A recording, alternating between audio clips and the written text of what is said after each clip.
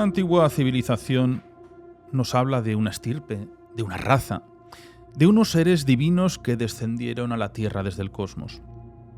Se consideran como tecnológicos, avanzados, poderosos. Son descritos como seres gigantescos, con una tez aceitunada y grandes ojos oscuros, largos cabellos ondulados, incluso frondosos y barbados rostros. Hay quien asegura que llegaron a la Tierra hace 450.000 años en busca de oro para reparar una fragilidad que tenían en la atmósfera de su planeta. Y en la antigua Mesopotamia, entre los ríos Tigris y Éufrates, está enterrada entre el olvido y las arenas del desierto, donde aguarda la enigmática y fascinante civilización sumeria. Eran los que poseían el gran conocimiento, una sabiduría que fue entregada por aquellos gigantescos seres, los que llamaban los creadores, los Anunnaki. Comienza Abismo.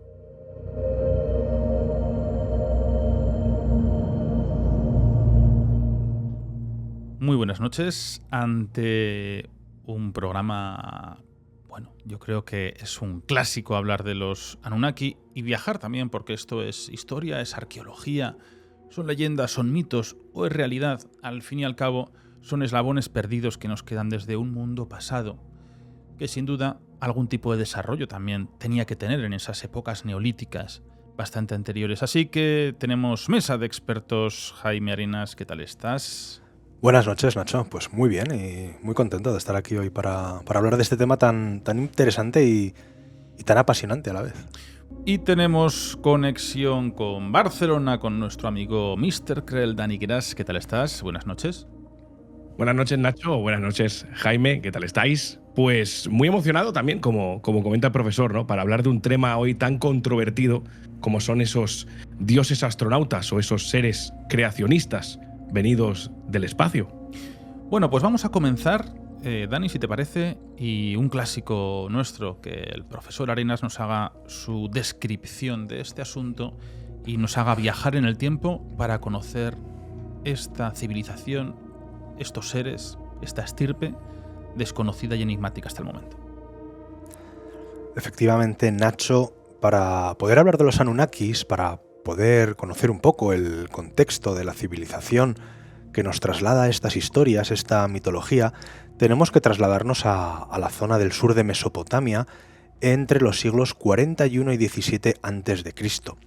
De hecho, los sumerios, que eran los habitantes de aquellas tierras en aquella época, eran así llamados por los acadios, porque realmente ellos a su propia tierra la llamaban la tierra o la tierra de los hombres de cabeza negra. Fueron los acadios los que denominaron a su tierra Sumer, que significaba la tierra de los reyes civilizados. Los sumerios fueron una civilización que la verdad es que hasta el día de hoy han llegado muchas de sus innovaciones e inventos, ¿no? Hay conceptos, hay cosas que damos hoy por sentadas que ya los inventaron ellos, como por ejemplo inventaron el tiempo. Dividieron el día y la noche en periodos de 12 horas, las horas en 60 minutos y los minutos en 60 segundos. ¿Qué otras cosas se cree que fueron invenciones suyas? Pues por ejemplo, las escuelas, versiones, por ejemplo, pues del diluvio universal, como luego veremos, el poema épico más antiguo, la burocracia gubernamental, la arquitectura monumental e incluso las primeras técnicas de regadío para fomentar la agricultura. Sumer deja de existir con el auge de los amoritas en Mesopotamia, y lo cierto es que solamente conocemos esta cultura por las referencias de antiguos escritores, entre ellos algunos de los escribas que redactan el Génesis de la Biblia, y por lo tanto lo que es Sumer permanece prácticamente hasta mediados del siglo XIX pues en una situación de total desconocimiento o por lo menos de gran olvido, pero es en el siglo XIX cuando las excavaciones arqueológicas empiezan a desenterrar esta civilización y empiezan a sacar a la luz pues algunas de las aportaciones que hemos comentado. No se tiene muy claro de dónde vienen los sumerios, y me estoy refiriendo a lo que sería el canon de los historiadores. lo que sería la línea oficialista de los historiadores, que se asentaron en Mesopotamia, pero que no tienen relación prácticamente con ninguno de los otros pueblos que habitaban la zona antes o después. De hecho, hay una cosa que es fundamental en la cultura sumeria y que gracias a ella pues hemos conocido muchas de las cosas que hoy vamos a hablar, y es que aparece en torno al 3300 a.C. la escritura cuneiforme en tablillas de arcilla. Se cree que quizá no sea la primera escritura existente, pero sí la que tenemos, digamos, los vestigios más antiguos. Pero es que si nos fijamos en la escritura sumeria, podemos ver que es que no tiene absolutamente ningún tipo de concordancia ni con el indoeuropeo, ni el calamita, ni el semita, tampoco con el anodrávida. O sea, es decir, es un idioma que no tiene ninguna concordancia y que no se puede, digamos, comparar con nada de lo que se cree que existiese en aquella época, con lo cual los sumerios, que la verdad es que yo creo que vinieron de la zona del Indo, poco menos que aparecieron ahí y florecieron como civilización. Veremos ahora por qué. Estos sumerios tienen una mitología, unas deidades a los que se les denomina como Anunnakis, que tienen una historia que a mí me parece preciosa y que ahora cuando la cuente yo creo que muchas de las personas, de los amigos que nos están escuchando, van a decir que, bueno, pues que eso ya lo habían escuchado antes. Sí. Pero veremos que no.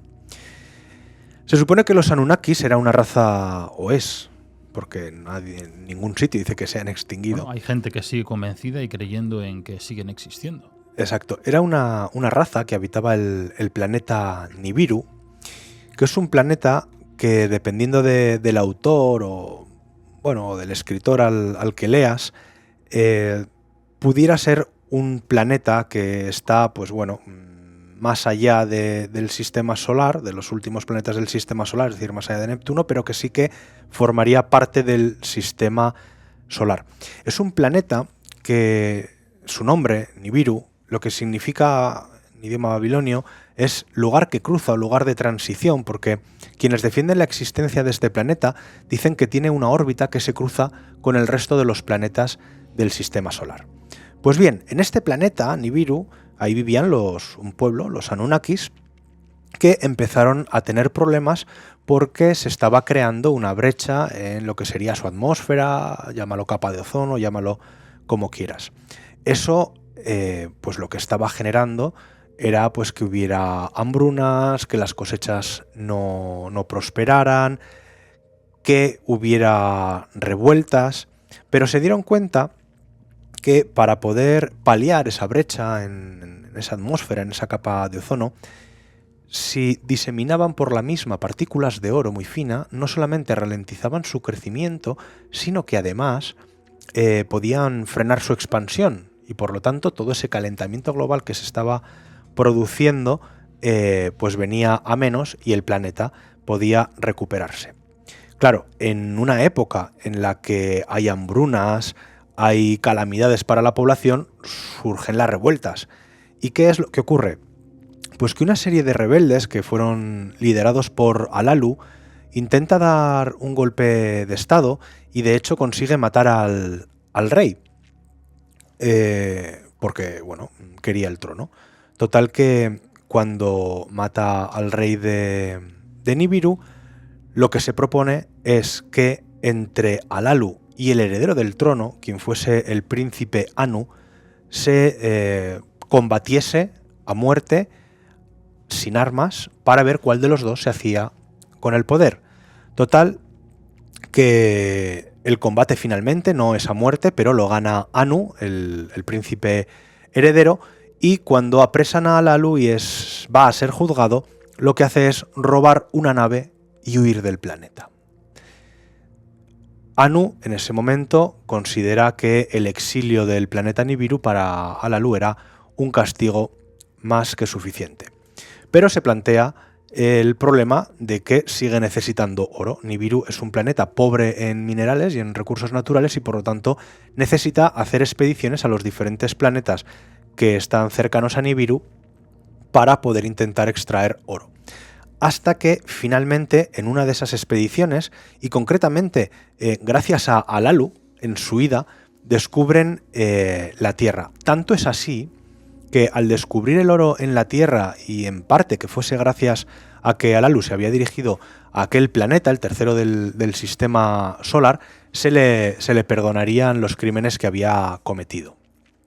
Los Anunnakis a este tercer planeta del sistema solar le llaman Ki, aunque posteriormente se le conocería pues, como Tierra.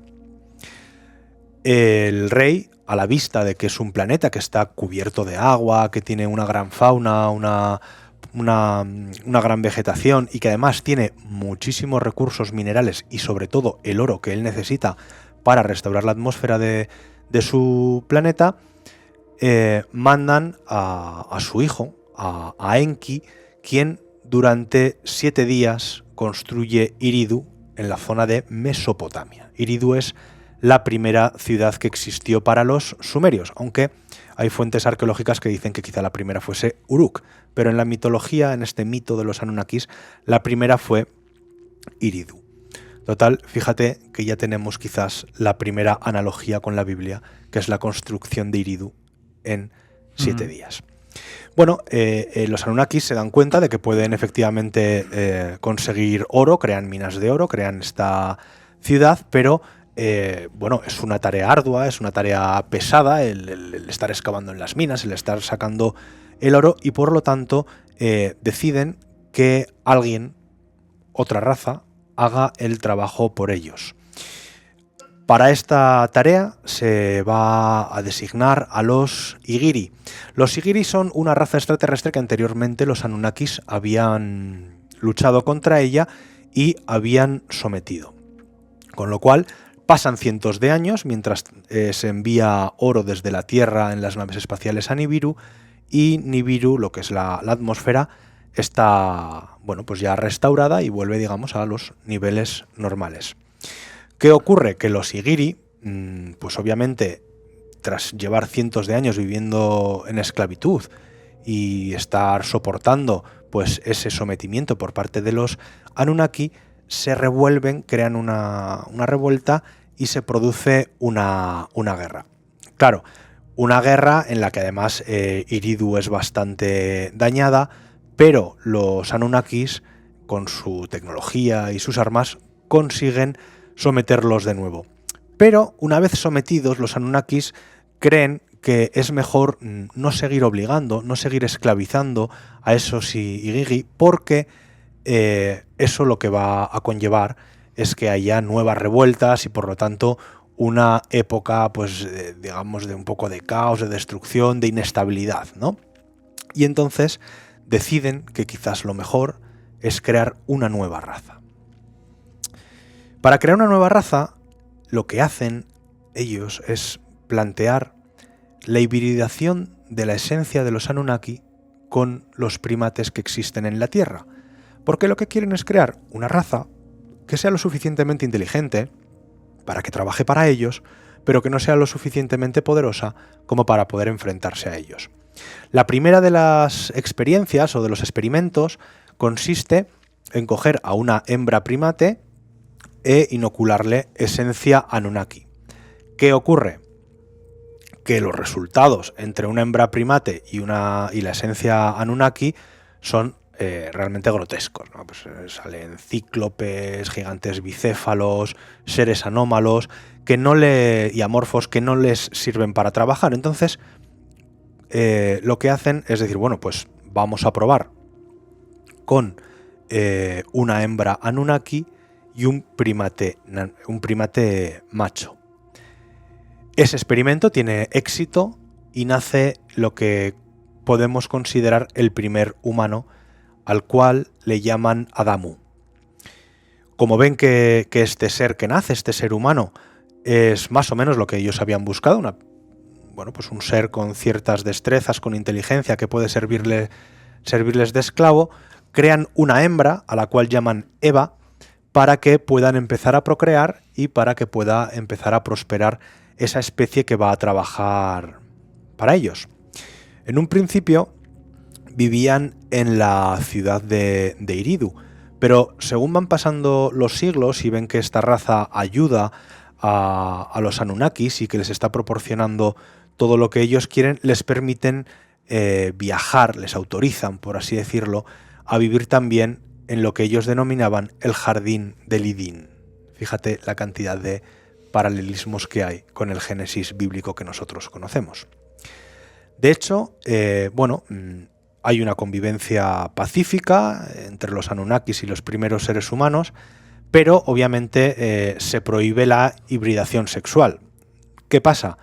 Que las hembras de los humanos pues eran realmente apetecibles para los Anunnakis, y el propio Enki, el hijo del rey Anu, que había quedado como rey de la tierra, por así decirlo, pues procrea con una hembra humana y tiene un hijo que se llama Adapar, que como hemos dicho pues es hijo de Enki y de una hembra humana. De Adapar, que es pues un híbrido también entre Anunnaki y humano, nacen dos hijos. Uno se llamará Caín y otro se llamará Abel. Sin embargo, estos hijos de Adapar empiezan a presentar unos comportamientos que no se habían visto hasta ahora entre los humanos. Y es que, seguramente por su ascendencia tan directa con un Anunnaki de casta real, les envuelve el ansia de poder, la querencia a acumular oro y les embarga la violencia. De hecho, ellos iban compitiendo a ver quién conseguía tener las mejores cosechas, las mejores minas de oro, quién tenía los mejores resultados, y esa competencia hace que al final la envidia que Caín sufre frente a su hermano Abel, que era el que normalmente les superaba en esta competencia que decíamos, lleva a Caín a matarlo. A Caín se le pone un símbolo en la frente y lo destierran tanto de Eridu, de esa primera ciudad en la que vivían los Anunnaki, como del Jardín del Idín. Pasa el tiempo y los humanos proliferan de una manera enorme y empiezan a escasear los recursos, tanto hídricos como de alimentos e incluso de espacio. ¿Y qué es lo que hacen los Anunnaki? Expulsan a los humanos del Idín. Hay que hacer hincapié en que algunos de los hijos que nacieron entre estos Anunnakis y hembras humanas eran una especie, digamos, de humanos, pero que eran capaces de hacer grandes proezas. De hecho, hay algunos nombres que han llegado hasta nuestra época, como son Gilgamesh, Hércules, Perseo o Sansón, que en teoría eran descendientes directos de los Anunnaki mediante la hibridación con hembras humanas. Pero es que los Igigi, esa raza que habían tenido de esclavos al principio los Anunnakis y que posteriormente decidieron que ya no iban a ser esclavos, también habían tenido descendencia con los humanos. De ahí es de donde nacen los Nefilim, o gigantes. Pero estos, en contra de los hijos entre los Anunnakis y los humanos, eran realmente malos, e incluso, pues se habla de gigantes, ¿no?, que bajaban a las ciudades humanas, porque los humanos, al ser expulsados de Eridu y del Jardín del Idín, se habían propagado por toda la tierra y creaban un gran caos, una destrucción, e intentaban también robar las provisiones de los humanos y todo lo que nos podamos imaginar, ¿no? Total, que los Anunnaki ven que hay un cierto, digamos, nivel de caos en las sociedades humanas que se están creando. Pero es que además ellos son conscientes de que se acerca un evento que es crucial tanto para ellos como para la humanidad. Y es que, como hemos dicho antes, el planeta Nibiru, según esta mitología sumeria, tiene una órbita que se cruza con el resto de los planetas del sistema solar. Y cada 3.600 años, en teoría, este planeta Nibiru se cruza con la órbita de la Tierra. ¿Qué provoca? Cataclismos, terremotos, tsunamis, erupciones volcánicas masivas, incluso la inversión de los polos magnéticos. Los Anunnakis, cuando ven que se acercan y que empiezan a sentirse esos síntomas de la cercanía de su planeta natal a la Tierra, lo que hacen es huir en sus naves espaciales al espacio para esperar a que pase y todos estos cataclismos terminen y poder volver. Pero Enki, que recordamos era el Anunnaki rey de la Tierra, por así decirlo, el hijo del rey de Nibiru, Anu, cree que hay que darles una oportunidad a los humanos. Y ante la amenaza de grandes tsunamis, de la inversión de los polos y de que toda la Tierra quede inundada, lo que hace es que da instrucciones a un humano llamado Utnapishtim para crear un arca, un barco, una nave. A esta nave se le conocerá como el preservador de la vida, a este arca. Pero es que además de preservar la vida humana en ese arca, le encomienda que preserve la esencia de los animales recogiendo ADN de cada una de las especies del planeta. Una vez están embarcados este Utnapishtim, que obviamente es el Noé bíblico, y todos esos animales, la aproximación de Nibiru llega a su apogeo y los cataclismos y los tsunamis destruyen la ciudad de Eridu y el jardín del Idín. Pero esta barca, este arca, resiste y a partir de ella los humanos vuelven a poder, digamos, procrear y a poder florecer en la Tierra. Los Anunnaki, tras este cataclismo, vuelven y ayudan a los humanos a construir ciudades como Babilonia, por ejemplo. Y los humanos, al recibir esta ayuda, lo que hacen es erigir templos a los Anunnakis considerándolos dioses.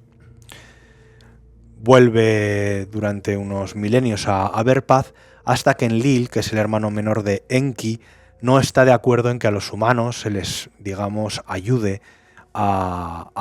con la tecnología Anunnaki a prosperar de esa manera, porque a Enlil no le gustaban los humanos. Él consideraba que tan solo debían ser esclavos. Por lo tanto, esa evolución que estaba sufriendo el ser humano, tanto intelectual como tecnológicamente, pues a él digamos que le chirriaba. Enki, que se da cuenta de esto, sugiere un matrimonio entre su hijo y el nieto de Enlil.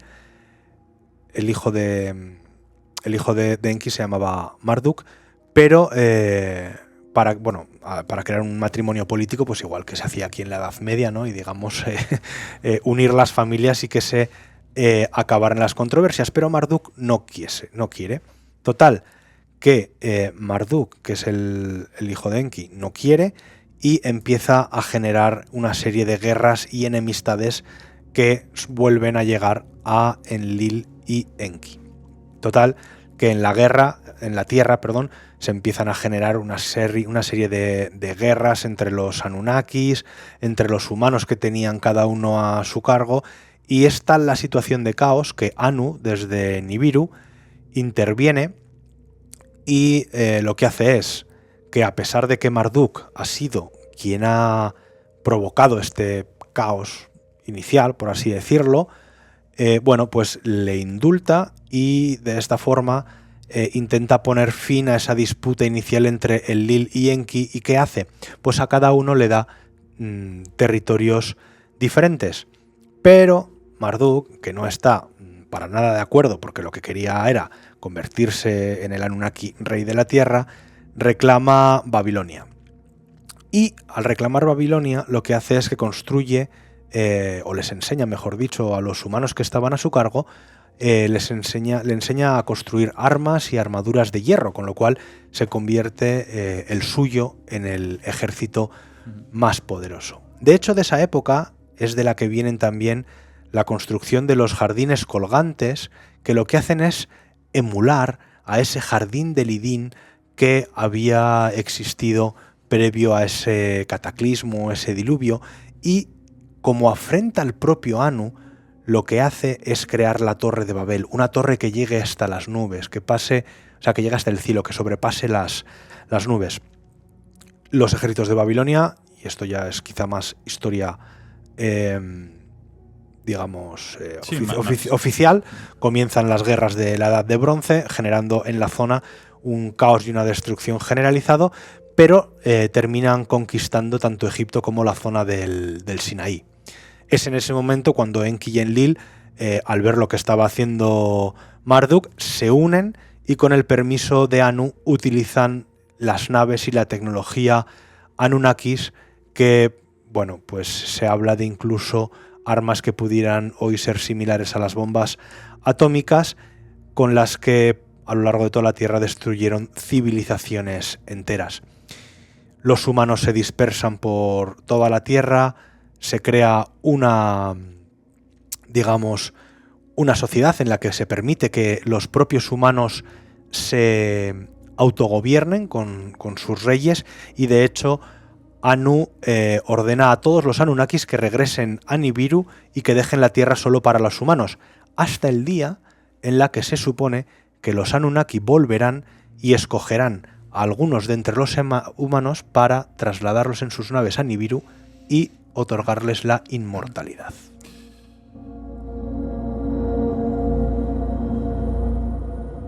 Pues vaya masterclass que nos has dado. Pues ha sido un resumen. Pues vamos a hacer un extracto para que sea un podcast.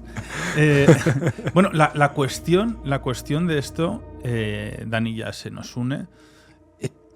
¿Esta teoría quién la escribe? O sea, ¿quién hace esta teoría? Porque al final es una deducción que ha tenido alguien, ¿no? Sí. Bueno, básicamente es así, como acabas de decir.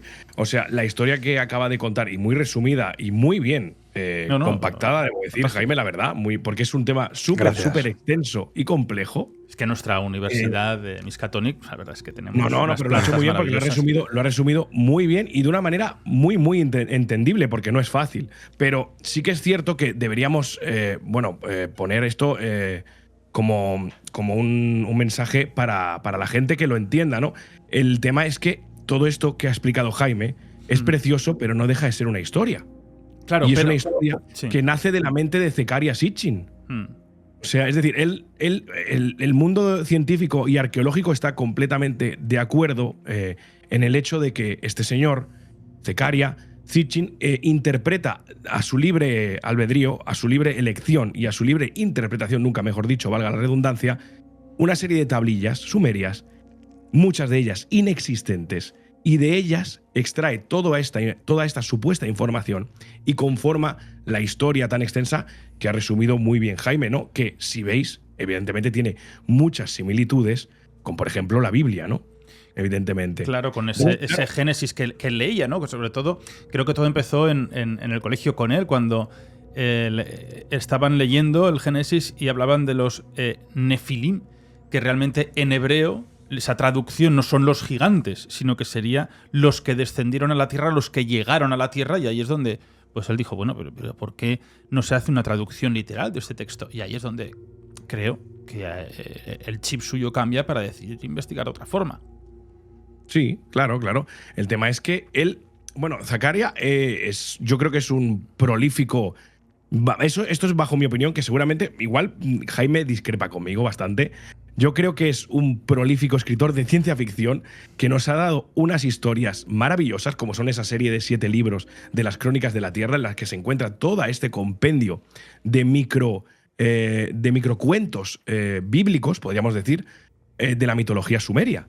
Y todo esto nace de su mente. Claro, ¿qué pasa cuando no podemos dejar de arraigar esta teoría de los astronautas, de los dioses astronautas, a una creación o a un salto evolutivo tan grande como tuvo la civilización sumeria? Eso es evidente, ¿no? Sin embargo, por ejemplo, podríamos decir también que del Homo sapiens, del Homo neanderthalis al Homo sapiens, hay un salto evolutivo muy notable. Esto quizás ahora mismo o a día de hoy no tenga una explicación científica como tal todavía. Pero claro, como los Anunnakis, dijéramos, podríamos tenerlo como telón de fondo a todo este tema, que sería una intervención alienígena externa a la Tierra en la creación del ser humano. Pero si tenemos que tomar como referencia verdaderamente toda la historia que nos explica Zecharia, claro, es cuanto menos cuestionable. Pero entonces, ¿quiénes son estos seres que ellos realmente adoran en las tablillas, en los bajorrelieves, y esa especie como de sacerdotes, ¿no? Que hablan de esos rostros, esas cabezas alargadas. Bueno, claro, pues es un poco la mitología sumeria, pero como tenemos mitología egipcia, tenemos varias, o sea, nosotros, el folclore nórdico, toda la mitología nórdica, nosotros, el ser humano tiene mitología, el ser humano adora a unas deidades que creen que han sido las que han llevado a cabo su creación. Eso siempre nos viene desde siempre. Entonces, lo que bajo mi punto de vista hizo este hombre fue coger eso que sí que existe, lo que ha contado Jaime, la epopeya de Gilgamesh, todo eso sí que está extraído de unas tablillas sumerias. Concretamente creo que de 6 tablillas que explican la primera epopeya de la historia. Es decir, todo esto, lo del diluvio universal, también está en esas tablillas. Pero todo el resto, todo el adorno, todo ese universo que creó Zecaria, verdaderamente no existe. Bueno, esto, Dani, Jaime, lo describían como una de deformes, ¿no? Las cabezas que tenían ellos, que llevaban como una especie de capirotes encima, y tenían el rostro alargado, que luego sí que tienen explicaciones, ¿no? Que se encuentran en otros puntos también de América, esa deformación que tienen de las caras. Sí, claro, hay muchos puntos en común. ¿Esto qué quiere decir? Porque también en su Zecaria, a mí me parece maravilloso. Estamos hablando de algo como podría ser Caballo de Troya de JJ Benítez, algo que sentó las bases de lo que hoy en día hay mucha gente de la pseudociencia que cree a pies juntillas. Es decir, es algo importante, es un fenómeno importante que no hay que dejar pasar. El hecho de que Zecaria creara esta serie de 7 libros de las Crónicas de la Tierra, en las que incluso enlaza, como tú bien has dicho, Machu Picchu en Perú, las líneas de Nazca, Stonehenge, todo eso lo enlaza con estos dioses creadores que vinieron de Nibiru, de un supuesto planeta, que después también podremos ver cómo la NASA ha dado indicios de ese tan famoso planeta 9, ¿no? Que existe como extralímites del sistema solar, que altera las órbitas de algunos cuerpos celestes. Incluso todo eso es información que estaba sobre la mesa. Claro, quizás sea un poco descabellado poder intentar resumir todo eso y unirlo todo, o hilarlo también con el tema como los Anunnakis, ¿no? Pero como tú bien dices, pruebas de ese alargamiento craneal, todas esas cosas ya existían. Es decir, no es algo solo de la cultura sumeria. Claro, pero tú ves, no sé si ves mi móvil, yo creo que sí. Bueno, estos cráneos alargados completamente, ¿no? Que hablan de los Anunnakis. Bueno, algunos pues puede ser por una deformación que se hace natural, ¿no? Poniendo diferentes prendas en la cabeza, en el cráneo para deformarlo, pero, bueno, no sé si conocéis lo que son los dolicocéfalos, la dolicocefalia, ¿os suena? Sí. No, a mí no. Bueno, pues hay 2 fórmulas, ¿no? Principales, nuestro cráneo. Si queréis hacemos una clase de anatomía, de antropología. Un break de 2 minutos explicando esto. Sí, mira, hay una cosa muy curiosa, vamos a poner esta música. Tenemos el braquicéfalo, que es el cráneo completamente redondo, y luego tenemos la dolicocefalia, que está como estirado, como alargado, ¿no? A veces hablan de esas cabezas piramidales, los cabezabuque, que llamaban en otra época. Bueno, mira, vamos a hacer aquí una cosa fácil, ¿no? Aquí que tengo cráneos, que son de verdad. Bueno. Mira, para hacer esos cráneos tan alargados, lo que ocurre es que hay un cierre prematuro de la sutura sagital. Los cráneos tienen diferentes suturas. Esto, claro, o se ve desde el streaming desde YouTube, o si no, simplemente escuchar, pero aquí voy a mostrarlo, ¿no? Entonces, los cráneos tienen diferentes suturas, que son las partes que van juntando, ¿no? Tenemos el hueso frontal, ¿no? el occipital, los temporales, los parietales, ¿no? Entonces, los huesos parietales, estos dos, se unen por 2 suturas. La coronal, que es la que va de izquierda a derecha, y la sagital, que es la que va de adelante a atrás o de atrás a adelante, que une la fontanela posterior con la fontanela anterior, que realmente son esos 2 huecos que todavía no están osificados, que después con la edad se osifican, ¿no? Que los bebés no lo tienen. Este es muy curioso porque aquí está osificado, pero incluso están de una forma muy atípica, ¿no? Entonces, cuando el cierre sagital es prematuro, lo que hace es alargarse la cabeza. Y si tú a eso le aplicas presiones, todavía se va a incrementar muchísimo más todo este tema, ¿no? Entonces, esas placas blandas lo que hacen es, bueno, endurecerse, y se hace pues de esa forma pues con los diferentes huesos de la cabeza, del cráneo, ¿no? Que luego va viendo bueno, pues es una cosa interesante, ¿no? Sí, a ver, aquí... Lo dejamos ya reposar otra vez Sí, deja... a nuestra... No sé cómo se llamaría, pero... Bueno, fíjate que tiene hasta partes blandas todavía. Es una mujer, ¿no? Sí, es una mujer joven, pero es muy, muy, muy atípico este cráneo y es maravilloso por esta forma, ¿no? Que tiene aquí, esta osificación que es completamente atípica. Y fíjate, las suturas lo bien que se ven, que además es donde se ven luego las edades. Está perfecto. Sí, porque cuando se va suturando, que al final se va como borrando, pues dependiendo de las zonas podemos saber la edad, podemos saber el tiempo que tiene. O sea, es muy interesante. Bueno, hasta aquí la clase de antropología. Bueno, pues la cuestión es que, claro, cuando hablamos de los Anunnakis, estamos un poco hablando quizás de la primera o de la más potente hipótesis de los antiguos astronautas. Efectivamente, como decía Dani, toda esta mitología sumeria existe en las tablillas. El problema es que la forma en la que Zecharia Sitchin nos la cuenta, se ve que hay partes que parecen relleno, como para darle quizás un aire más épico a la historia, y que además él hace referencia a tablillas o hace referencias a documentos que Claro, pero dice Dani que hay tablillas que no existen. Que no existen. Entonces, ¿de dónde saca esa historia, esas tablillas? No, es que yo lo que creo que hizo Zecharia Sitchin es coger la hipótesis de los antiguos astronautas, que no es más que una hipótesis del creacionismo del ser humano, pero no a través de una... ¿De qué año estamos hablando? De una hipótesis más o menos divina. Pues, estamos hablando de los años 20. Ah, bueno. O sea, Zecharia Sitchin nació en el año 20, pues pon que lo hiciera, no sé en qué año sacó el 50, libro. Más o menos sería. Pero, a ver si lo tengo por aquí. Por los años 60-70. En el 76 creo que saca el 12º planeta. Bueno, total, que lo que hace la hipótesis de los antiguos astronautas es dar una alternativa al creacionismo, digamos, religioso, y en vez de otorgar a la creación del ser humano un origen divino, le otorga una creación de origen extraterrestre. Es decir, los extraterrestres vienen aquí, ven que hay unos homínidos y lo que hacen es, pues a base de hibridaciones o modificaciones de su ADN, como decía Dani, pues hacerles dar ese salto evolutivo a lo que conocemos hoy en día como el ser humano. Pero perdóname. Entonces, si es una persona que está hablando, volvemos un momento a lo de antes, tablillas inexistentes, aquí pierde toda la validez.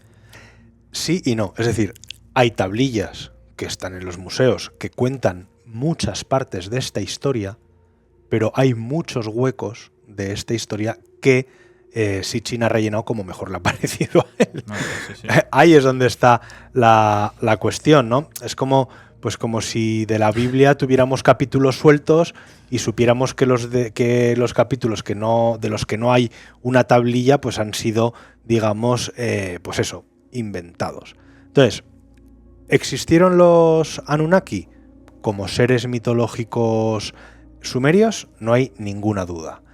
Que fueron asimilados por los sumerios como sus dioses, a los que agradecían que les hubieran ayudado a crear la rueda, a crear la escritura, a crear la arquitectura, el regadío de la... Bueno, pues todo eso sí. Pero efectivamente de esta epopeya, de esta épica que nos llega a través de Zecharia Sitchin, pues hay partes que obviamente son inventadas o que por lo menos él no ha podido demostrar que sean reales. No es como, por ejemplo, la epopeya de Gilgamesh, que es la primera epopeya, una de las primeras historias creadas por el ser humano, lo que es el poema de Gilgamesh, que eso sí que existe en las tablillas y sí que se pueden traducir. El problema es que este hombre incluso llegó a confundir sumerio con acadio y por lo tanto sus traducciones muy posiblemente, en el caso de que las haya hecho, no son todo lo precisas y todo lo prudentes que debería esperarse de una persona que, bueno, pues que suelta semejante historia. Dani, de esta gente decían que lo que hacían es buscar oro, ¿no? Sí, para sanar su atmósfera, sí, un agujero también, curiosamente, en la capa de ozono, y necesitaban ese metal preciado, ¿no? El oro, para poder reconstruir. Entonces, como bien ha dicho Jaime, ¿no? Iban buscando algún planeta existente cerca para poder obtener esos recursos que necesitaban urgentemente para salvar el suyo, el supuesto planeta Nibiru. Y encontraron, después de tanto buscar, como como hemos dicho, pues la Tierra, ¿no? Un planeta lleno de recursos naturales y entre ellos ese tan preciado que era el polvo de oro, o el oro, el que ellos convertirían en polvo para poder cerrar ese agujero que estaba lastrando la vida en su planeta. Claro, y ellos crean una especie para que haga la minería, ¿no? Vamos a llamarlo de esa forma. Entonces, crea al ser humano como un minero para extraer minerales y extraer oro. Perfecto. Exacto. Hasta ahí vamos bien. Bueno, pues bien. Ahí va parte del mejunje que se tomó ese día, la conclusión. Pero, si vamos a hacerlo racional, que fuese así el caso. Bueno, la extracción de oro en el mundo, eso entiendo que está controlado y no desaparece oro del mundo. Es decir, bueno, pues tenemos tantas toneladas y de pronto desaparece. O sea, ¿cómo se lo llevan? ¿Qué pasa con todas estas cosas? ¿Qué teorías hay? No, vamos a ver, el oro, ellos tienen minas de oro, lo extraen y se lo llevan en sus naves espaciales. A día de hoy. No, a día de hoy No, a día de hoy no. Bueno, pues hay gente que cree todavía en los Anunnakis. No. A ver, no. Lo que la gente cree es que los Anunnakis volverán cuando se cierre o cuando se complete el ciclo de esos 3.600 años en los que el planeta Nibiru se acerca a la Tierra. Pero no quiere decir que a día de hoy los Anunnakis se estén llevando el oro o se sigan llevando el oro. Como he contado antes, llega un momento en el que el planeta Nibiru, lo que es su atmósfera, es totalmente restaurado y ya no ejercen esas labores de minería. Pero sí que en su momento lo que nos cuenta esta historia tan bonita, que la gente, pues bueno, pues ya que se crea lo que quiera, es que lo extraían y se lo llevaban a su planeta.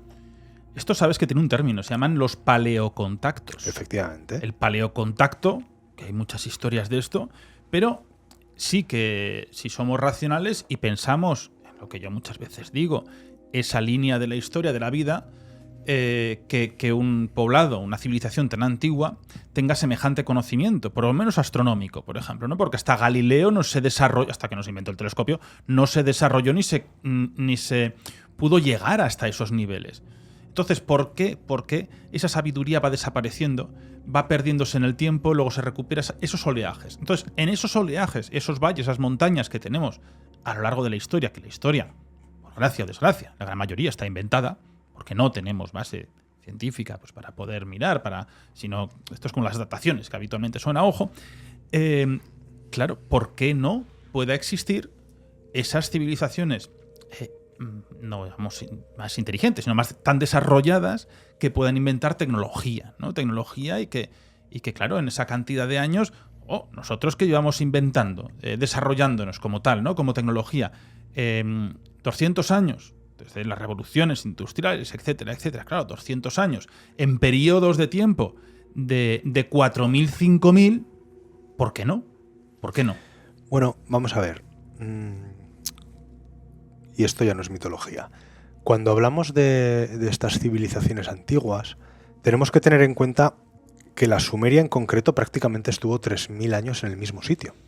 En 3.000 años les da tiempo a hacer muchas probatinas. De ahí que, por ejemplo, se crea que fueron los inventores de la rueda, que crearon las canalizaciones de regadío, pero claro, les costó 3.000 años. A ver si en 3.000 años no inventas una claro, rueda. No, pero exacto, pero quiero decir que no estamos hablando de que de repente... Eran un poco lentos. Los sumerios no eran nada y de repente, fíjate, civilización avanzada. No, o sea, fue una evolución de 3.000 años.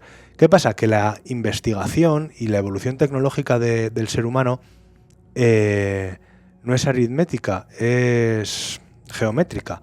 Es decir, cuanto más avanzas, más rápido y puedes investigar el resto de cosas. Por lo tanto, digamos que la curvatura de evolución de la tecnología cada vez es más vertical y cada vez se evoluciona, se investiga y se descubren nuevas cosas de forma más rápida.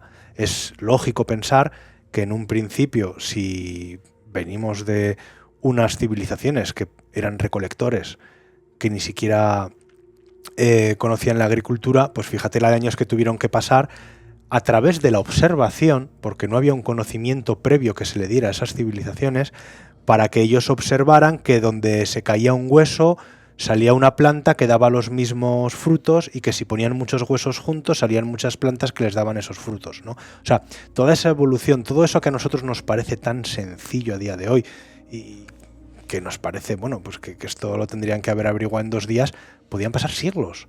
Desde que una comunidad se asentaba en una zona como recolectora hasta que descubría y podía fomentar la agricultura. Y luego se daban cuenta que si ponían el hueso y le echaban agua, pues la planta salía mejor que si no le echaban, ¿no? Entonces, claro, esa evolución, ¿qué pasa? Que cuando ya se convierte los seres humanos, en este caso los sumerios, en agricultores y les permite establecerse, ya no tienen que salir a recolectar, ya tienen entre comillas el huerto o la plantación al lado y por lo tanto les permite utilizar el tiempo en otras cosas. Y esas otras cosas, pues por ejemplo, va a ser el descubrimiento de la escritura. Se cree, fíjate, que es así, que las tablillas con esta escritura cuneiforme de los sumerios son al principio textos fiscales para cobrar impuestos, porque empezaron a crearse esas pequeñas ciudades-estado, por así decirlo, y pues para pagar, pues oye, el que venía al mercado a vender no sé qué, o sea, fíjate qué parecidos en el fondo eran los sumerios. Eso es como a Uralinda. los nuestros. Sí, exacto. O sea, es increíble, macho. Los impuestos siempre han estado ahí. E incluso en las tablillas sumerias aparece. La humanidad de los impuestos. Nada, imposible. Solo hay 2 cosas ciertas: los impuestos y la muerte. ¿Qué opinan los expertos sobre todas estas, ya no teorías, sino las posibilidades de estas culturas? Bueno, a ver, aquí tendríamos que empezar a hablar sobre el tema, y que bien ha dicho Jaime además, el tema de la evolución casual o la evolución impulsada, ¿no? Son 2 términos que podríamos diferenciar muy fácilmente. El de evolución casual es el que acaba de nombrar Jaime. Actos fortuitos, esporádicos, que dan lugar a una evolución, como bien expresado, ¿no? Se me cae eso ahí, eso florece, yo entiendo que es un abono, evolución. Y después estaría la evolución impulsada de algún tipo de manera. En este caso, si hablamos de la civilización sumeria, podríamos estar hablando en el término de Anunnaki, simplemente, y dejando adornos fuera del bueno de Zacarías, pues como una civilización que ayudó a prosperar a otra. ¿De dónde venían? ¿De las estrellas? Puede ser, claro. No es algo que se pueda descartar. Que nosotros estemos aquí o por evolución casual o por evolución impulsada. Entonces, la ciencia que dice sobre esto, la ciencia no lo tiene claro a día de hoy. La ciencia cree en una evolución, se sostiene más la evolución casual de un hecho reiterativo y fortuito que ha llevado a donde estamos hoy en día. Pero claro, ¿puede descartar la evolución impulsada? No, es que hay un eslabón perdido ahí que todavía no tenemos muy claro qué es lo que sucedió. Entonces, no podemos descartar nada. Científicamente y empíricamente no es descartable nada de esto. Ahora, de ahí a todo lo que se ha creado alrededor de esa mitología Anunnaki, que me parece maravilloso, me parece precioso, pero que la gente no entienda, porque claro, me gustaría dejar claro una cosa. Por ejemplo, yo antes de documentarme para el programa de hoy, sí que sabía lo que eran los Anunnakis, lo que hablaban de Nibiru, todo esto lo tenía más o menos claro, pero hasta que yo no me he puesto a meterme ahí en la historia, no me he dado cuenta de que todo estaba, entre comillas, inventado o interpretado de una manera un poco libre por parte de este señor. Yo todo eso pensaba que verdaderamente estaba escrito en esas tablillas, en escritura cuneiforme. Todo. Y claro, la gente a lo mejor pues piensa lo mismo, porque no se ha dado a la información o porque simplemente no se ha preocupado en buscarla y se cree lo primero que le llega, que es muy normal hoy en día con esto de la sobreinformación. Pero hay que dejar claro que lo que ha dicho Jaime en la epopeya de Gilgamesh, todos esos impuestos, listas de la compra. Había listas de la compra en las tablillas sumerias. Todo eso es lo que verdaderamente existe. Y la mitología que ellos crearon. Todo lo demás, Nibiru, el planeta, los astronautas, todo eso es adorno por parte de este buen hombre y de su mente tan prolífica para estos dados. La audiencia que nos escuche, para situarnos, estaríamos en la actual Irak, más o menos. Sí, exacto. De hecho, una de las ubicaciones de ese jardín del Idín, que sería el mismo que el jardín del Edén bíblico, es específicamente entre el Tigris y el Éufrates, ¿no? Esa sería la zona donde se construyó la ciudad de Eridu, que pues con el cataclismo que he comentado cuando se acerca el planeta Nibiru desaparece. Pazuzu. Sí, es toda esa zona. El nacimiento del mal. Sí, bueno, para el que no lo sepa, es la estatuilla del dios Pazuzu, que es el que se encuentra en la película de Exorcista. Al comienzo, maravillosa escena con esa tormenta de arena y aparece ese ser alado, ¿no? Monstruoso, diabólico, que encuentran y, bueno, que es sin duda pasa a la más absoluta historia del cine. Pues sí, a ver, lo que pasa es que cuando a veces se habla de los sumerios o incluso de civilizaciones antiguas, a veces intentamos, quizá por los historiadores, ¿no? Por darle más importancia a sus hallazgos, hablar de ciudades enormes, de unas poblaciones brutales.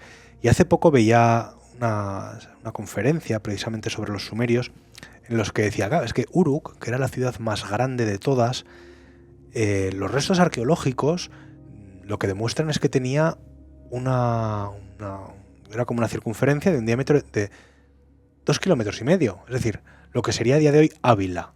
¿Cuánta gente vive en Ávila? Unas 50.000 personas. Claro, pero es que en el tiempo de los sumerios no construían en altura. Con lo cual este experto que daba la conferencia, Gavin, lo que decía es que, vamos, en el mejor de los casos, en una ciudad que era la más grande... O sea, la extensión tremenda, ¿no? No, 2,5 kilómetros de extensión. ¿Para toda esa gente? Claro, él lo que dice es que las cifras de población no podrían rondar más de 10.000 personas. ¿Y no pueden ser con esos subsuelos que ocurren en otras ciudades del mundo?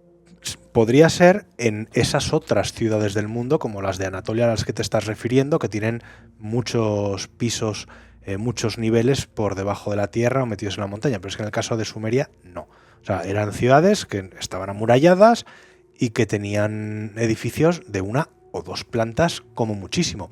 Y además hay que tener en cuenta, lo explicaba este señor, que no podemos imaginarnos que las soluciones habitacionales sean la misma, porque nosotros ahora tenemos una nevera a la que vamos y cogemos comida, y estos señores necesitarían que dentro de su propia casa tener una gran zona de almacenamiento de comida, ya fuese para el grano, para la carne o para los vegetales que tuvieran.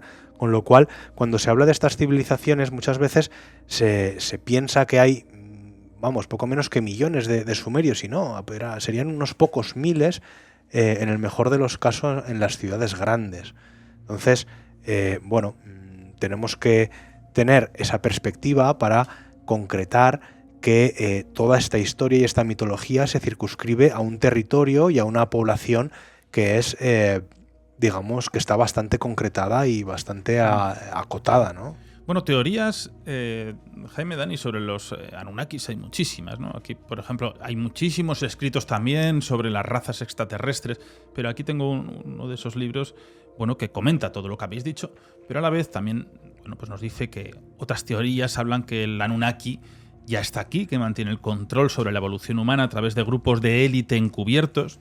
Algunos hablan que los Anunnaki son aquellos reptilianos humanos o influenciados por los reptiles. Se dice que los draconianos y los Anunnaki se disputan el dominio de la Tierra, o que los draconianos y los Anunnaki son lo mismo.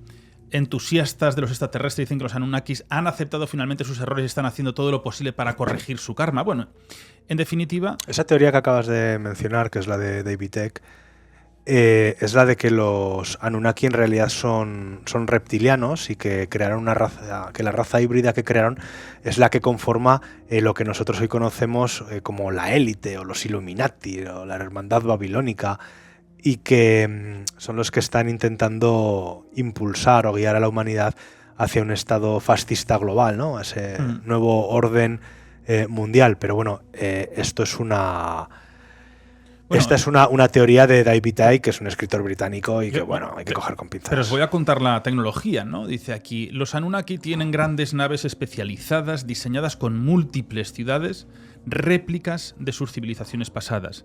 Sus naves de flota son 2 medias cúpulas que forman una nave ovalada. Cuando están en modo de transporte, diminutos palpadores orgánicos se despliegan desde el centro de la nave para percibir las vibraciones universales. Una vez que la nave ha encontrado su octava de resonancia, se propulsa hacia el universo de la antimateria, hacia los viejos corredores secretos del hiperespacio creados por sus antepasados hace mucho tiempo, para el teletransporte instantáneo a través de las dimensiones universales. Prefieren viajar de incógnito para evitar ser detectados por ojos de hiperalerta de la alineación galacteriana. Bueno, otros dicen que la capacidad dimensional son capaces de vivir y viajar hasta el sexto reino. En fin, que hay muchísimo escrito, Dani, sobre esta raza y sobre esta especie. Sí, fumadas hay las que quieras. Porque, bueno, claro, al fin y al cabo, aquí se puede, cada uno puede poner su teoría. Pero bueno, que nadie diga, no se ha dicho, no habéis dicho que son capaces de viajar hasta el sexto reino. Pues nosotros apuntamos todo lo que se dice sobre ellos. Y los elitistas de todo esto, claro, que puntualizarán cada coma que no hemos puesto, que nos hemos dejado, ¿no?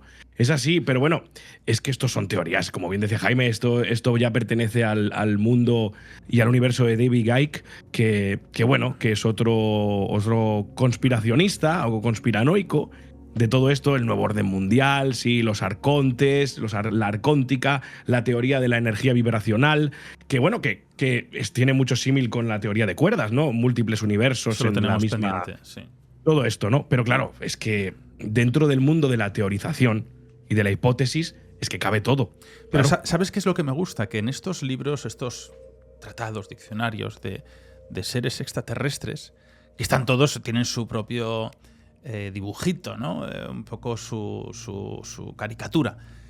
La única que es real, absolutamente real, es el Anunnaki, que lo que hacen es recoger los relieves, los bajorrelieves de las esculturas, y es lo que representan con esos hombres gigantes, con esas grandes barbas onduladas, el pelo ondulado, los ojos almendrados, negros, oscuros, pero que no está inventado como tal, sino que está plasmado y recogido. Esto es como si alguien recogiese y le pusiese un nombre, es decir, bueno, pues a los seres orantes que aparecen en las cuevas rupestres, en las cuevas paleolíticas, pues vamos a ponerle un nombre, los Oranti. Entonces, los Oranti, pues te basas en las pinturas antiguas, ¿no? Y eso me parece muy interesante. Bueno, pero es que esto es lo que hemos hablado muchas veces, ¿no? ¿Cuántas representaciones antiguas, en realidad, cuando hablan de esos seres que vienen del cielo y que son antropomorfos, no se están refiriendo pues quizás a extraterrestres que han bajado, se han dado una vuelta por aquí y se han ido, ¿no? En el caso de los Anunnaki, pues sería algo parecido, con un poco más de intervención sobre la raza humana, y así tenemos en cuenta, damos por válida la propia creación de la raza humana total, pero al final esto es mucha bibliografía y mucha historiografía de la, pues como la que nos cuenta Eric von Däniken, ¿no? En esos recuerdos del futuro y en esos carros de los dioses. Bueno, pues es coger la teoría de que los extraterrestres estuvieron aquí e interfirieron en la evolución del ser humano, y a partir de ahí, Nacho, te puedes inventar o puedes escribir lo que quieras. O sea, los grises, ¿no? Los famosos aliens grises, estos cabezones con los ojos almendrados, bajitos. Oye, pues esos aparecen en miles de cuevas del mundo, pero realmente ¿es porque los pintaban así, porque no sabían pintar de otra forma? ¿O porque realmente todos los que pintaban en las cuevas vieron a ese ser que era exactamente igual que el de una cueva en otro continente, pero y con 1000 años de diferencia? Que siguen viendo a día de hoy en la parálisis del sueño. Bueno, pero en la parálisis del sueño es posible que tú veas lo que tu mente quiere que veas. Claro, pero esto es una explicación que hay ahora con el paso de los estudios científicos. Al igual que cualquier cosa que no tenga explicación, pues posiblemente en 100 años, 400, tenga una explicación, pues porque la ciencia ya ha llegado a ello. Entonces, claro, pues en aquella época, pues estas cosas igual no tenían explicación. Fíjate, Nacho, te voy a poner un ejemplo. Imagínate, ¿vale?, que ahora mismo la NASA o la Agencia Espacial Europea manda un satélite o una sonda, como ya existe, ¿no? Por ejemplo, la Voyager, y que esta va contaminada de bacterias. Y esas ondas se estrellan en un planeta, pasan miles o millones de años, evolucionan, se genera una especie inteligente, y de repente encuentran la Voyager. Y encuentran la Voyager y ven la placa de oro esa en la que aparece un hombre, una mujer, las 2 cadenas de ADN. Claro, pues para ellos, ese hombre y esa mujer que están grabadas en una placa de oro serían dioses. Porque es de donde proviene la vida, de esa nave. Entonces, ¿ha podido pasar algo parecido? Pues ha podido pasar.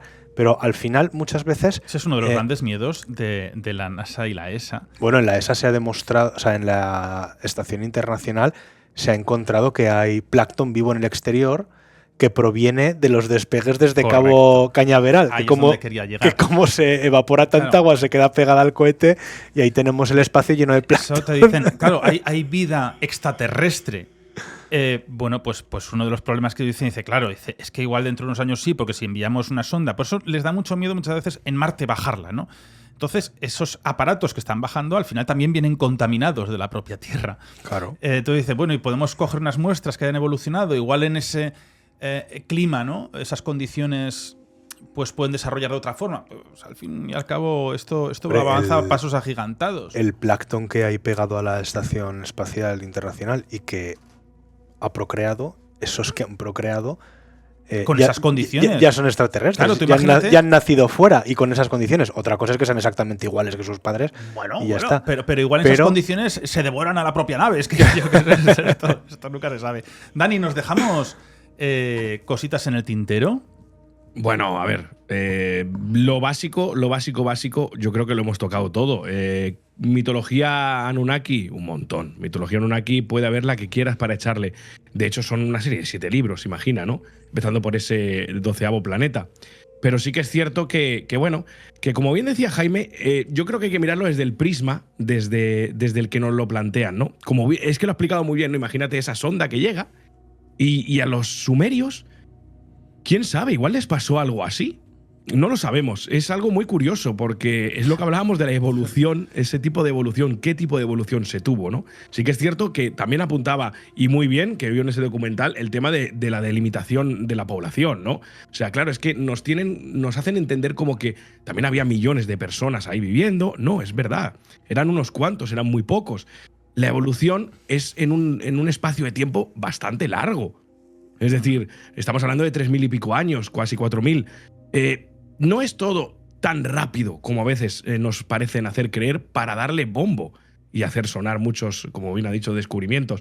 El tema es que en cuanto a los Anunnakis y su intervención con la civilización sumeria, yo, aparte de lo romántico que soy y que me parece maravilloso todas estas historias, yo creo que simplemente, pues si hubo algún contacto con alguna entidad extraterrestre que llegó en ese momento, o antes, o en otras civilizaciones, ¿qué nos queda? Pues esos restos mitológicos de esas deidades a las que la civilización sumeria da las gracias por esas evoluciones, esa rueda, esos sistemas de regadío. Pero claro, ¿qué diferencia hay de eso, de algo que tú puedas hacer hoy en día y dar gracias a Dios? A lo mejor Dios no tiene nada que ver, pero tú das las gracias igual, ¿no? ¿Tú crees que nuestro planeta ha tenido contacto de otros planetas? Mi opinión personal es que sí, y quiero creer que sí. No me gustaría pensar, ni mucho menos, que somos el ombligo del universo, que estamos aquí solos, que es algo todo fortuito. Yo me gustaría pensar que sí, por supuesto que sí. Ahora, en base a eso, lo que no puedo creer es cada cosa que me expongan en los medios o en la prensa escrita o, en este caso, en una serie de libros, ¿no? Imaginaos una cosa. Imaginaos dentro de, no sé, aquí en el mismo planeta Tierra, dentro de 3.500 años, no tenemos ni la menor idea de lo que sería de nuestra civilización, tal y como la conocemos hoy. Imaginaos dentro de 3.500 años que ha habido una debacle, que nosotros nos hemos extinguido cuasi como civilización, pero han quedado pues unos restos que han sobrevivido, que han proliferado y que han evolucionado a su ritmo. Y que dado un momento encuentran enterrado en algún punto de Europa, de América del Sur, de América del Norte, donde sea, un libro de Harry Potter. Imaginaos, lo interpretan a su manera. Yo creo que volverían a hacer un nuevo Jesucristo. Imaginaos, ¿no? O sea, la reinterpretación que podemos hacer de algo que no conocemos es lo que nos lleva a evolucionar a lo que hoy somos, básicamente. Y todo eso puede ser fortuito. Pueden ser malas interpretaciones o buenas, pero el caso es que yo creo, tristemente, que a día de hoy, no sé, me gustaría que fuera así, ¿no? Pero no lo vamos a saber a ciencia cierta. Una evolución impulsada por parte de alguien externo a la Tierra. Yo pienso, de verdad pienso, personalmente, me pueden tildar de lo que quieran. Yo pienso que sí. Yo pienso que ha habido influencia. No sé de qué manera, no la puedo explicar, obviamente no lo sé. pero yo creo que sí. Y no solo creo que sí, sino que quiero pensar que sí, porque me motiva a creer, a imaginar otras cosas que si no, pues serían muy tristes y aburridas. Me gusta mucho, me ha gustado lo de encontrar ese libro de Harry Potter. Tú imagínate que encuentran el libro, yo qué sé, de un político, ¿no? La biografía. De idolatrarlo de por vida. Todavía más. Bueno, muy interesante. Jaime, yo creo que sabemos todos tu idea. Es que posiblemente sí. Sí, es muy posible que sí. Pues fíjate, yo creo que no. No. Bueno, no sé, yo es que creo que hay demasiadas pruebas y que cada vez hay vestigios arqueológicos que van echando más para atrás y más para atrás la historia del ser humano.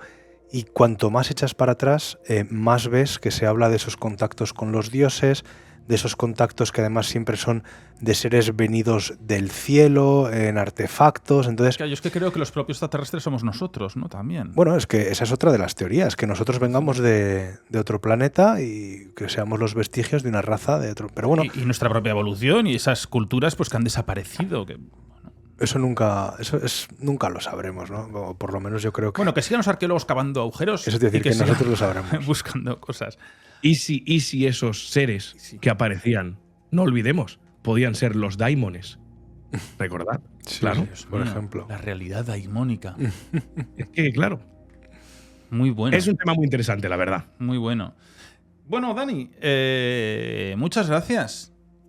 Gracias a vosotros, de verdad, por brindarme la oportunidad de estar un día más aquí en Abismo. Ya sabéis que es algo que amo y hago con pasión porque así debe ser. Así que Nacho, Jaime, muchas gracias por dejarme acompañaros en este tema tan controvertido como hemos visto, con tantas posturas opuestas como es el tema de los Anunnakis, de dónde vinieron y en qué pudieron ayudar a esa civilización sumeria, que lo que nadie le quita el logro es que es la primera civilización como tal, evolucionada hasta un punto de vista incluso tecnológicamente superior, del que se tiene constancia. Así que gracias, de verdad, muchas gracias.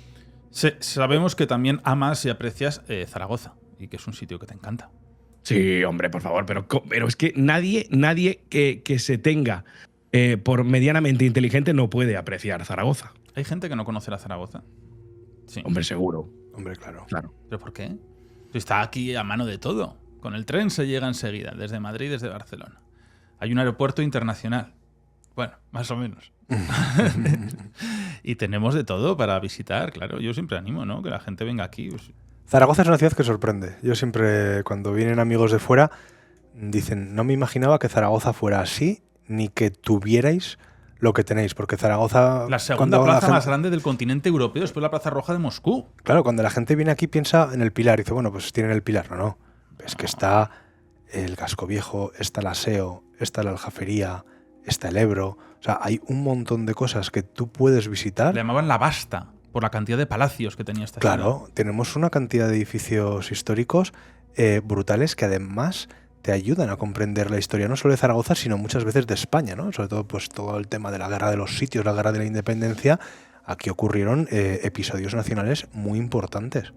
Pero, bueno, pues la gente quizá hasta que no le da ese chispazo y viene a Zaragoza no es consciente de ello. ¿Sabes cuál es una de las grandes maravillas que tenemos? La ruta de la tapa. Bueno, es que otra cosa que se hace aquí bien es comer. Bueno, Dani, te vienes pronto, ¿no? Sí, pronto nos veremos. Bueno. Además, de verdad. Porque eso sí que es una cosa que tiene. El que descubre Zaragoza ya sabe que no se quiere ir. Iremos a tomar unos vinos. Animo a la gente, con los vinos, con las tapas, con la basílica, con la plaza, con lo que sea.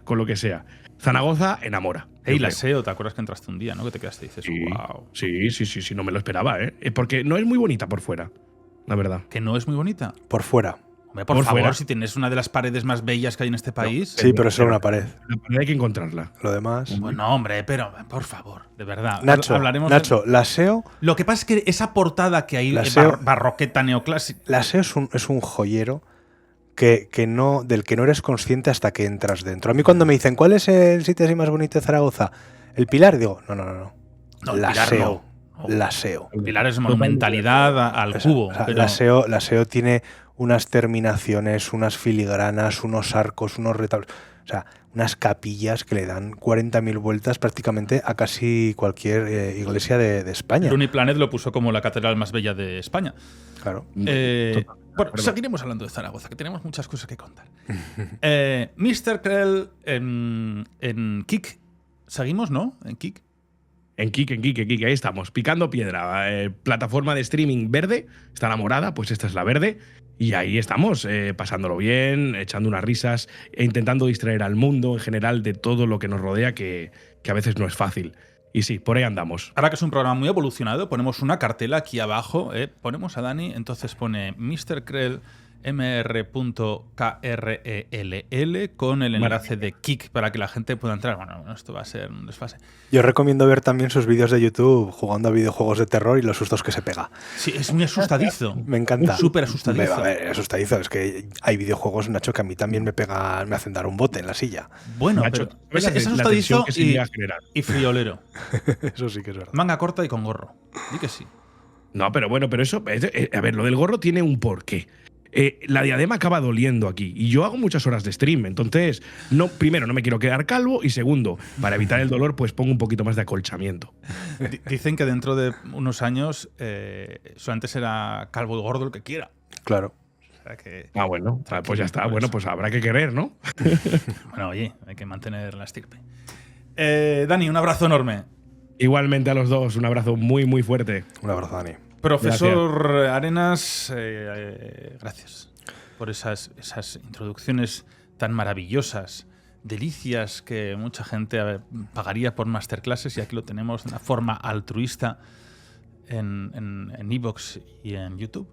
Bueno, son pequeños resúmenes que hago yo de los temas para que a quien le pueda interesar el tema tenga quizás una base sobre la que empezar a investigarlo. A mí personalmente el tema de los Anunnakis me parece tremendo, te lo creas o no te lo creas, pero la verdad es que he resumido muchísimos, hay muchísimos más detalles que se pueden contar, relaciones entre los Anunnakis y los seres humanos, ciudades, guerras, batallas. Lo que pasa es que obviamente tenemos yo creo que habrá durado unos 15 minutos y haremos un corte y pondremos un vídeo, serán los Anunnakis en 15 minutos o el tiempo que haya durado, porque es muy interesante para escucharlo, aprender qué narices es esto y cada uno que saque su propia conclusión.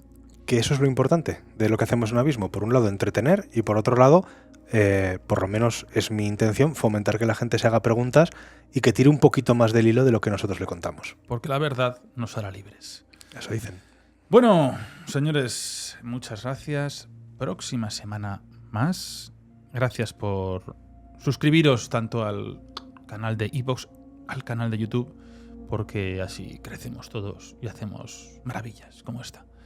Un abrazo enorme y hasta pronto. Gracias, Chus Blas. Sí que me dice, oye, yo también. Sí, está allí. Además, ha habido un momento de un estornudo al comienzo del programa. O sea, si escucháis algo extraño, ha sido por ahí, Chus, que deja su granito de arena. Un abrazo.